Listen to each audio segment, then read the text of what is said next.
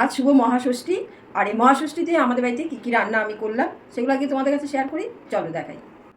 প্রথমে দেখাই গরম গরম লুচি। আজকে তো ষষ্ঠী, ষষ্ঠীতে তো সবাই লুচি খাও, তো আমরাও আজকে লুচি বানিয়েছি, তাই গরম গরম লুচি দিলাম।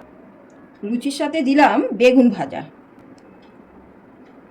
লুচির সাথে ছোলার ডাল না হলে তো ঠিক জমে না, তাই ছোলার ডাল বানিয়েছিলাম আর তার মধ্যে দিয়েছিলাম নারকেল কুচি ভেজে। দারুণ হয়েছে। পরে ভাজা গুঁড়ো মশলা দিয়েছিলাম, জিরে আর ধনে ভেজে লাস্টে গুঁড়ো করে দিয়েছিলাম।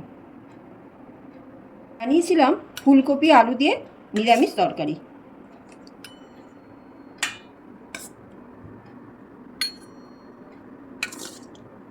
আর একটু মিষ্টি না হলে তো হয় না, তাই সীতাভোগ কিনে এনেছিলাম।